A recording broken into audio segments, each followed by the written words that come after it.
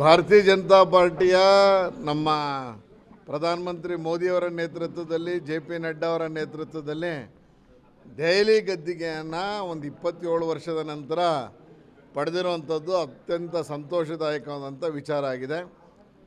ಈಗಾಗಲೇ ಅಲ್ಲಿ ಏನು ಪ್ರಚಾರಕ್ಕೆ ಹೋದಂಥ ಸಂದರ್ಭದಲ್ಲಿ ನಮ್ಮೆಲ್ಲ ನಾಯಕರುಗಳು ಹೇಳ್ತಾ ಇದ್ದಿದ್ದು ಈ ಬಾರಿ ಒಂದು ಬದಲಾವಣೆ ಬಯಸ್ತಾ ಇದ್ದಾರೆ, ಜನ ನೋಡಿದ್ದಾರೆ ಏನು ಅಂತೇಳಿ.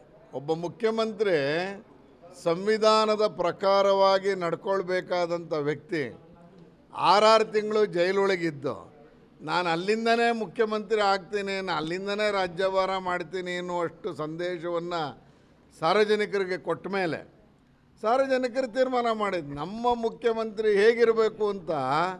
ಅಣ್ಣಾ ಹಜಾರೆಯವರು ಕೂತಂಥ ಸಂದರ್ಭದಲ್ಲಿ ಅರವಿಂದ್ ಕೇಜ್ರಿವಾಲ್ ಅವರನ್ನು ಮುಂದೆ ತಂದಿದ್ದು ನಾವೀಗ ನಡ್ಕೋತೀವಿ ಅಂತ ಅಣ್ಣಾ ಹಜಾರೆ ಅವರು ಹೇಳಿದಂಥ ಸಂದರ್ಭ.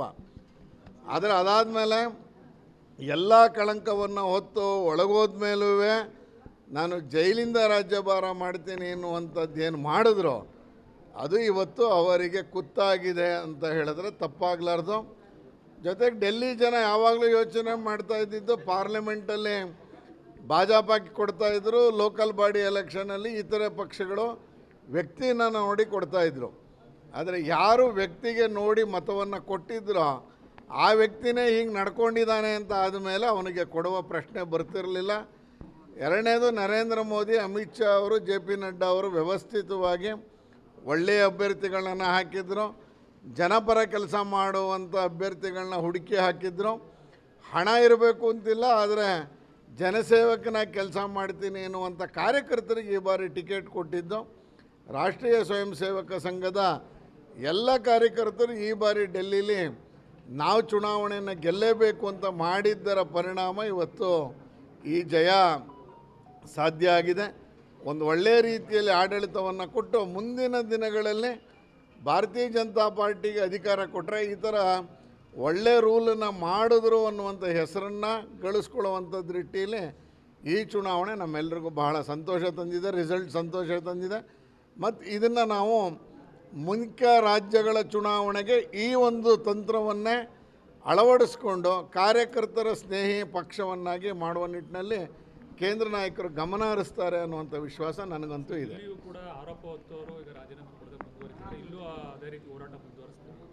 ಅಲ್ಲ, ಆರೋಪಿ ಸ್ಥಾನದಲ್ಲಿ ಇದ್ದಂಥವ್ರಿಗೆ ರಾಜೀನಾಮೆಯನ್ನು ನಾವು ಒತ್ತಾಯ ಮಾಡ್ತಾನೇ ಇದ್ದೀವಿ. ಅದಕ್ಕೆ ನಾವು ಯಾವಾಗಲೂ ಕರ್ನಾಟಕ ಸರ್ಕಾರವನ್ನು A1 ಸರ್ಕಾರ ಅಂತ ಕರೆದಿದ್ದು ಜರಿದಿದ್ದು ನಾವು ಅದಕ್ಕೇ. ಅಕ್ಯೂಸ್ಡ್ ಒಂದು ಸರ್ಕಾರ ಇದು, ಅಕ್ಯೂಸ್ಡೇ ನಡೆಸ್ತಾ ಇರುವಂಥದ್ದು ಅಂತ. ನೆನ್ನೆ ಒಂದು ರೀತಿಯಲ್ಲಿ ಈ ಥರದ ಕೋರ್ಟಿನ ವ್ಯಾಖ್ಯಾನಗಳು ಈ ರೀತಿ ಬಂದಿರುವಂಥ ಸಂದರ್ಭದಲ್ಲಿ ಕರ್ನಾಟಕದ ಮುಖ್ಯಮಂತ್ರಿ ಮೇಲಿರುವಂಥದ್ದೇ ಬೇರೆ, ಆದರೆ ಅಲ್ಲಿ ಸ್ವತಃ ಮುಖ್ಯಮಂತ್ರಿನ ಅಬಕಾರಿ ವಿಷಯದಲ್ಲಿ ಒಳಗಡೆ ಹಾಕಿದ ಮೇಲೂ ನಾನು ಜನರಿಗೆ ನಂಬಿಕೆ ಉಳಿಸ್ಕೊಳ್ಳಲ್ಲ, ಕೇಂದ್ರದ ಮೇಲೆ ಸವಾರಿ ಮಾಡ್ತೀನಿ, ನಾ ಇಲ್ಲಿಂದನೇ ರಾಜ್ಯಭಾರ ಮಾಡ್ತೀನಿ, ಅವ್ರ ಚೇರ್ ಪಕ್ಕಕ್ಕಿಟ್ಟು ಇನ್ನೊಂದು ಚೇರಲ್ಲಿ ರಾಜ್ಯಭಾರ ಮಾಡ್ತೀನಿ ಅಂತ ಹೊರಟ್ರಲ್ಲ, ಒಂದು ರೀತಿ ನಗೆ ಪಾಟ್ಲಿಗಾಗಿತ್ತು. ಅದಕ್ಕೆಲ್ಲ ತಕ್ಕ ಉತ್ತರ ಈಗ ಸಿಕ್ಕಿದೆ. ಸರ್, ಮೂಢ ಹಗರಣ ಸಂಬಂಧಪಟ್ಟಂತೆ ನೀವು ಅಲ್ಲಿಂದ ಇಲ್ಲಿಗೆ ಪಾದಯಾತ್ರೆ ಮಾಡಿದ್ರಿ ಬೆಂಗಳೂರಿಂದ, ಆದರೂ ಕೂಡ CMಗೆ ಗೆಲುವು ಸಿಕ್ಕಿದೆಯಲ್ಲ ನ್ಯಾಯಾಲಯದಲ್ಲಿ. ಇದೊಂದು ರೀತಿ ಮೂರು ತನಿಖಾ ಸಂಸ್ಥೆ ಮಾಡ್ತಾ ಇರುವ ಕಾರಣಕ್ಕೆ ಯಾವುದೇ ತನಿಖಾ ಸಂಸ್ಥೆ ಇನ್ನೂ ಪೂರ್ಣ ವರದಿಯನ್ನು ಸಲ್ಲಿಕೆ ಮಾಡದೇ ಇರುವ ಕಾರಣಕ್ಕೆ ನಿನ್ನೆ ನಾವು ಲೋಕಾಯುಕ್ತ ಹಿಂಗೆ ತಪ್ಪು ಮಾಡಿದ್ದಾರೆ ಅಂತ ಬೆರಳು ಮಾಡುವಂಥದ್ದನ್ನು ಯಾವುದೂ ಆಗಿರಲಿಲ್ಲ. ಪೂರ್ಣ ಪ್ರಮಾಣದ ವರದಿ ಸಲ್ಲಿಕೆಯ ನಂತರ ಎಲ್ಲೆಲ್ಲಿ ಲೋಕಾಯುಕ್ತ ತಪ್ಪು ಮಾಡಿದ್ದಾರೆ ಅಂತ ನಾವು ಅವಾಗ ಹುಡುಕೋಕ್ಕಾಗತ್ತೆ. ನಿನ್ನೆ ಏನು ಕೊಟ್ಟಿದ್ದಾರೆ ಅಂದರೆ ಲೋಕಾಯುಕ್ತಕ್ಕಿನ್ನೂ ಪೂರ್ಣ ವರದಿನೇ ಸಬ್ಮಿಟ್ ಮಾಡಿಲ್ಲ. ಹೇಗೆ ನಾವು ಸರಿ ಮಾಡಿಲ್ಲ ಇವರು CBI ಕೊಡಿ ಅಂತ ಒತ್ತಾಯ ಮಾಡೋಕ್ಕಾಗ್ತಾಯಿತ್ತು. ಎಲ್ಲೋ ಒಂದು ಕಡೆ ಅರ್ಜಿದಾರರು ಸ್ವಲ್ಪ ಆತುರದ ನಿರ್ಧಾರ ತೋರಿದ್ರೇನೋ ಅಂತ ಮೇಲ್ನೋಟಕ್ಕೆ ಅನ್ನಿಸ್ತಾ ಇದೆ. ಸಬ್ಮಿಟ್ ಆದ ನಂತರ ಜನಪ್ರತಿನಿಧಿಗಳಿಗೆ ಕೋರ್ಟ್ಗೆ ಕೊಟ್ಟ ನಂತರ ಮತ್ತು ಇವ್ರ ಪೀಠಕ್ಕೆ ಬಂದ ನಂತರ ನಾವೇನಿದ್ರೂ ಎಲ್ಲಿ ತಪ್ಪು ಮಾಡಿದ್ದಾರೆ ಅನ್ನೋದು ಹುಡುಕಬೇಕಾಗತ್ತೆ. ಈಗಾಗಲೇ ಅವ್ರು 188 ಪುಟಗಳ ಆದೇಶದಲ್ಲಿ ನಾಗಪ್ರಸನ್ನ ಸರ್ರು ಅದನ್ನು ಬಗ್ಗೆ ವಿಶದವಾಗಿ ವಿಶ್ಲೇಷಣೆಯೊಂದಿಗೆ ಕೊಟ್ಟಿದ್ದಾರೆ. ಈ ಆ್ಯಂಗಲಲ್ಲಿ ನೀವು ತನಿಖೆ ಮಾಡಬೇಕು ಅಂತ ಕೊಟ್ಟಿರುವ ಕಾರಣಕ್ಕೆ ಅದರಲ್ಲೇನಾದ್ರು ಲೋಪ ಇದ್ದರೆ ಮತ್ತು ನಾವು ಕೋರ್ಟಿನ ಕದ ತಟ್ಟಲೇಬೇಕು, ತಟ್ಟೇ ತಟ್ತೀವಿ. ನೆನ್ನೆ ಆಗಿರುವಂಥದ್ದು, ನೆನ್ನೆ ನಮಗೆ ಹಿಂಗೆ ತಪ್ಪು ಮಾಡಿದ್ದಾರೆ ಅಂತ ಹೇಳೋಕ್ಕಾಗಿರಲಿಲ್ಲ. ಆ ಹಿನ್ನೆಲೆಯಲ್ಲಿ ನೆನ್ನೆ ತಾತ್ಕಾಲಿಕವಾದಂಥ ರಿಲೀಫ್ ಇದೆ. ತಪ್ಪು ಮಾಡ್ದೇ ಇದ್ದರೆ 14 ಸೀಟ್ ಯಾಕೆ ವಾಪಸ್ ಕೊಡ್ತಾಯಿದ್ರು? ಕೊಟ್ಟು ಎಲ್ಲವೂ ಆಗಿದೆಯಲ್ಲ ಈಗ. ಆ ಹಿನ್ನೆಲೆ ನೋಡೋಣ ಲೋಕಾಯುಕ್ತ ಏನು ಸಬ್ಮಿಟ್ ಮಾಡ್ತಾರೆ. ಬಿಜೆಪಿ ಆಂತರಿಕ ಬಿಕ್ಕಟ್ಟು ಸದ್ಯದಲ್ಲೇ ಈಗ ಡೆಲ್ಲಿ ಚುನಾವಣೆ ನಮಗೆಲ್ಲ ಗೊತ್ತಾಗಿದೆ. ಸದ್ಯದಲ್ಲೇ ಅದಕ್ಕೆ ಕೇಂದ್ರದ ನಾಯಕರು ಕರ್ನಾಟಕದ ಮೇಲೆ ಗಮನ ಕೊಡ್ತಾರೆ. ಒಂದು ರೀತಿ ಕಾರ್ಯಕರ್ತರ ಮನಸ್ಸಿಗೆ ಭಾಳ ನೋವಂತೂ ಆಗಿದೆ. ಈ ರೀತಿಯಲ್ಲಿ ನಾಯಕರುಗಳು ಬೀದಿಲಿ ಕಾರ್ಯಕರ್ತರಿಗೆ ನೋವಾಗೋ ರೀತಿಯಲ್ಲಿ ಮಾತನಾಡ್ತಾ ಇರುವಂಥದ್ದು ಆ ರೀತಿಯಲ್ಲಿ ಭಾಳ ನೋವನ್ನು ತಂದಿದೆ. ನನಗನ್ಸುತ್ತೆ ಸದ್ಯದಲ್ಲೇ ಇವತ್ತೆಲ್ಲ ಆದ ನಂತರ ಕೇಂದ್ರದ ನಾಯಕರು ಯಾವುದಾದ್ರು ಒಂದು ತೀರ್ಮಾನವನ್ನು ಮಾಡಿ ಬುದ್ಧಿ ಹೇಳಿ ಇಬ್ಬರನ್ನು ಕೂರಿಸ್ಕೊಂಡು ಮಾತಾಡ್ತಾರೆ ಅಂತ ಅನಿಸುತ್ತೆ. ಒಳ್ಳೆಯ ದಿನಕ್ಕೆ ಕಾಯ್ತಾ ಇದ್ದೀವಿ. ಆ ರೀತಿ ಇವತ್ತು ಸಂಜೆ ಮೇಲೆ ಗೊತ್ತಾಗುತ್ತೆ. ಅದು ಕೇಂದ್ರದವರು ಏನು ತೀರ್ಮಾನ ಮಾಡ್ತಾರೆ ಅನ್ಸಲ್ಲ, ನೋಡೋಣ. ಭಾರತೀಯ ಜನತಾ ಪಾರ್ಟಿಯ ನಮ್ಮ ಪ್ರಧಾನಮಂತ್ರಿ ಮೋದಿಯವರ ನೇತೃತ್ವದಲ್ಲಿ JP ನಡ್ಡಾ ಅವರ ನೇತೃತ್ವದಲ್ಲಿ ದೆಹಲಿ ಗದ್ದಿಗೆಯನ್ನು ಒಂದು 27 ವರ್ಷದ ನಂತರ ಪಡೆದಿರುವಂಥದ್ದು ಅತ್ಯಂತ ಸಂತೋಷದಾಯಕವಾದಂಥ ವಿಚಾರ ಆಗಿದೆ. ಈಗಾಗಲೇ ಅಲ್ಲಿ ಏನು ಪ್ರಚಾರಕ್ಕೆ ಹೋದಂಥ ಸಂದರ್ಭದಲ್ಲಿ ನಮ್ಮೆಲ್ಲ ನಾಯಕರುಗಳು ಹೇಳ್ತಾ ಇದ್ದಿದ್ದು ಈ ಬಾರಿ ಒಂದು ಬದಲಾವಣೆ ಬಯಸ್ತಾ ಇದ್ದಾರೆ ಜನ, ನೋಡಿದ್ದಾರೆ ಏನು ಅಂತೇಳಿ. ಒಬ್ಬ ಮುಖ್ಯಮಂತ್ರಿ ಸಂವಿಧಾನದ ಪ್ರಕಾರವಾಗಿ ನಡ್ಕೊಳ್ಬೇಕಾದಂಥ ವ್ಯಕ್ತಿ 6 ತಿಂಗಳು ಜೈಲೊಳಗಿದ್ದು ನಾನು ಅಲ್ಲಿಂದನೇ ಮುಖ್ಯಮಂತ್ರಿ ಆಗ್ತೀನಿ, ನಾನು ಅಲ್ಲಿಂದನೇ ರಾಜ್ಯಭಾರ ಮಾಡ್ತೀನಿ ಎನ್ನುವಷ್ಟು ಸಂದೇಶವನ್ನು ಸಾರ್ವಜನಿಕರಿಗೆ ಕೊಟ್ಟ ಮೇಲೆ ಸಾರ್ವಜನಿಕರು ತೀರ್ಮಾನ ಮಾಡಿದ್ದು ನಮ್ಮ ಮುಖ್ಯಮಂತ್ರಿ ಹೇಗಿರಬೇಕು ಅಂತ. ಅಣ್ಣಾ ಹಜಾರೆಯವರು ಕೂತಂಥ ಸಂದರ್ಭದಲ್ಲಿ ಅರವಿಂದ್ ಕೇಜ್ರಿವಾಲ್ ಅವರನ್ನು ಮುಂದೆ ತಂದಿದ್ದು ನಾವೀಗ ನಡ್ಕೋತೀವಿ ಅಂತ ಅಣ್ಣಾ ಹಜಾರೆ ಅವರು ಹೇಳಿದಂಥ ಸಂದರ್ಭ. ಆದರೆ ಅದಾದಮೇಲೆ ಎಲ್ಲ ಕಳಂಕವನ್ನು ಹೊತ್ತು ಒಳಗೋದ ಮೇಲೂ ನಾನು ಜೈಲಿಂದ ರಾಜ್ಯಭಾರ ಮಾಡ್ತೀನಿ ಎನ್ನುವಂಥದ್ದು ಏನು ಮಾಡಿದ್ರು ಅದು ಇವತ್ತು ಅವರಿಗೆ ಕುತ್ತಾಗಿದೆ ಅಂತ ಹೇಳಿದ್ರೆ ತಪ್ಪಾಗಲಾರ್ದು.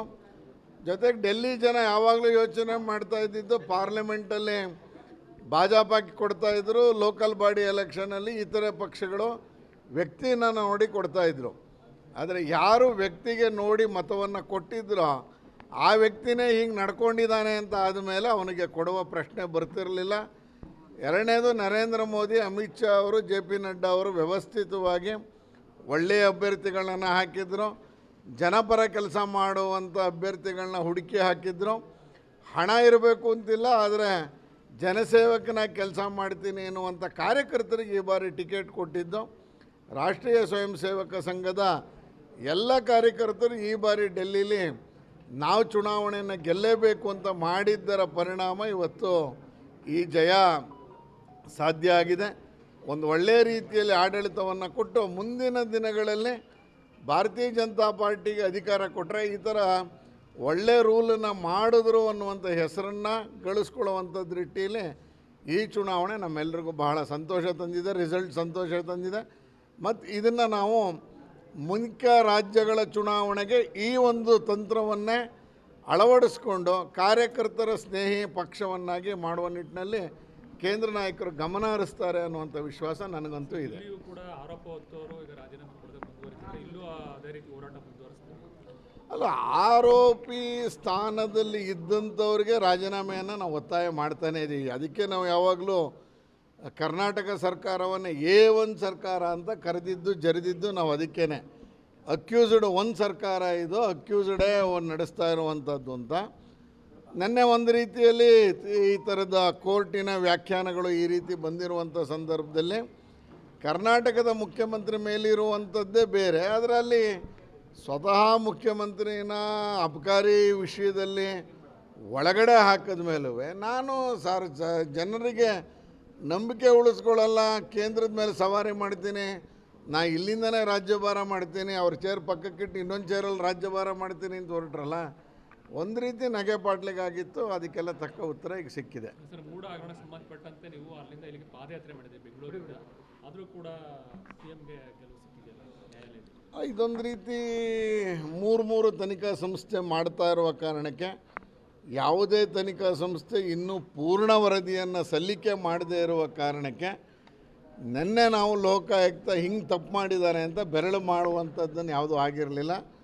ಪೂರ್ಣ ಪ್ರಮಾಣದ ವರದಿ ಸಲ್ಲಿಕೆಯ ನಂತರ ಎಲ್ಲೆಲ್ಲಿ ಲೋಕಾಯುಕ್ತ ತಪ್ಪು ಮಾಡಿದ್ದಾರೆ ಅಂತ ನಾವು ಅವಾಗ ಹುಡುಕೋಕ್ಕಾಗತ್ತೆ. ನಿನ್ನೆ ಏನು ಕೊಟ್ಟಿದ್ದಾರೆ ಅಂದರೆ ಲೋಕಾಯುಕ್ತಕ್ಕಿನ್ನೂ ಪೂರ್ಣ ವರದಿನೇ ಸಬ್ಮಿಟ್ ಮಾಡಿಲ್ಲ. ಹೇಗೆ ನಾವು ಸರಿ ಮಾಡಿಲ್ಲ ಇವರು ಸಿ ಬಿ ಐ ಕೊಡಿ ಅಂತ ಒತ್ತಾಯ ಮಾಡೋಕ್ಕಾಗ್ತಾಯಿತ್ತು. ಎಲ್ಲೋ ಒಂದು ಕಡೆ ಅರ್ಜಿದಾರರು ಸ್ವಲ್ಪ ಆತುರದ ನಿರ್ಧಾರ ತೋರಿದ್ರೇನೋ ಅಂತ ಮೇಲ್ನೋಟಕ್ಕೆ ಅನ್ನಿಸ್ತಾ ಇದೆ. ಸಬ್ಮಿಟ್ ಆದ ನಂತರ ಜನಪ್ರತಿನಿಧಿಗಳಿಗೆ ಕೋರ್ಟ್ಗೆ ಕೊಟ್ಟ ನಂತರ ಮತ್ತು ಇವ್ರ ಪೀಠಕ್ಕೆ ಬಂದ ನಂತರ ನಾವೇನಿದ್ರೂ ಎಲ್ಲಿ ತಪ್ಪು ಮಾಡಿದ್ದಾರೆ ಅನ್ನೋದು ಹುಡುಕಬೇಕಾಗತ್ತೆ. ಈಗಾಗಲೇ ಅವ್ರು 188 ಪುಟಗಳ ಆದೇಶದಲ್ಲಿ ನಾಗಪ್ರಸನ್ನ ಸರ್ರು ಅದನ್ನು ಬಗ್ಗೆ ವಿಶದವಾಗಿ ವಿಶ್ಲೇಷಣೆಯೊಂದಿಗೆ ಕೊಟ್ಟಿದ್ದಾರೆ. ಈ ಆ್ಯಂಗಲಲ್ಲಿ ನೀವು ತನಿಖೆ ಮಾಡಬೇಕು ಅಂತ ಕೊಟ್ಟಿರುವ ಕಾರಣಕ್ಕೆ ಅದರಲ್ಲೇನಾದ್ರು ಲೋಪ ಇದ್ದರೆ ಮತ್ತು ನಾವು ಕೋರ್ಟಿನ ಕದ ತಟ್ಟಲೇಬೇಕು, ತಟ್ತೀವಿ. ನೆನ್ನೆ ಆಗಿರುವಂಥದ್ದು ನೆನ್ನೆ ನಮಗೆ ಹಿಂಗೆ ತಪ್ಪು ಮಾಡಿದ್ದಾರೆ ಅಂತ ಹೇಳೋಕ್ಕಾಗಿರಲಿಲ್ಲ. ಆ ಹಿನ್ನೆಲೆಯಲ್ಲಿ ನೆನ್ನೆ ತಾತ್ಕಾಲಿಕವಾದಂಥ ರಿಲೀಫ್ ಇದೆ. ತಪ್ಪು ಮಾಡ್ದೇ ಇದ್ದರೆ 14 ಸೆಟ್ ಯಾಕೆ ವಾಪಸ್ ಕೊಡ್ತಾಯಿದ್ರು? ಕೊಟ್ಟು ಎಲ್ಲವೂ ಆಗಿದೆಯಲ್ಲ ಈಗ. ಆ ಹಿನ್ನೆಲೆ ನೋಡೋಣ ಲೋಕಾಯುಕ್ತ ಏನು ಸಬ್ಮಿಟ್ ಮಾಡ್ತಾರೆ. ಬಿಜೆಪಿಯ ಆಂತರಿಕ ಬಿಕ್ಕಟ್ಟು ಸದ್ಯದಲ್ಲೇ ಈಗ ಡೆಲ್ಲಿ ಚುನಾವಣೆ ನಮಗೆಲ್ಲ ಗೊತ್ತಾಗಿದೆ. ಸದ್ಯದಲ್ಲೇ ಅದಕ್ಕೆ ಕೇಂದ್ರದ ನಾಯಕರು ಕರ್ನಾಟಕದ ಮೇಲೆ ಗಮನ ಕೊಡ್ತಾರೆ. ಒಂದು ರೀತಿ ಕಾರ್ಯಕರ್ತರ ಮನಸ್ಸಿಗೆ ಭಾಳ ನೋವಂತೂ ಆಗಿದೆ. ಈ ರೀತಿಯಲ್ಲಿ ನಾಯಕರುಗಳು ಬೀದಿಲಿ ಕಾರ್ಯಕರ್ತರಿಗೆ ನೋವಾಗೋ ರೀತಿಯಲ್ಲಿ ಮಾತನಾಡ್ತಾ ಇರುವಂಥದ್ದು ಆ ರೀತಿಯಲ್ಲಿ ಭಾಳ ನೋವನ್ನು ತಂದಿದೆ. ನನಗನ್ಸುತ್ತೆ ಸದ್ಯದಲ್ಲೇ ಇವತ್ತೆಲ್ಲ ಆದ ನಂತರ ಕೇಂದ್ರದ ನಾಯಕರು ಯಾವುದಾದ್ರು ಒಂದು ತೀರ್ಮಾನವನ್ನು ಮಾಡಿ ಬುದ್ಧಿ ಹೇಳಿ ಇಬ್ಬರನ್ನು ಕೂರಿಸ್ಕೊಂಡು ಮಾತಾಡ್ತಾರೆ ಅಂತ ಅನಿಸುತ್ತೆ. ಒಳ್ಳೆಯ ದಿನಕ್ಕೆ ಕಾಯ್ತಾ ಇದ್ದೀವಿ. ಆ ರೀತಿ ಇವತ್ತು ಸಂಜೆ ಮೇಲೆ ಗೊತ್ತಾಗುತ್ತೆ. ಅದು ಕೇಂದ್ರದವರು ಏನು ತೀರ್ಮಾನ ಮಾಡ್ತಾರೆ ಅನ್ಸಲ್ಲ, ನೋಡೋಣ.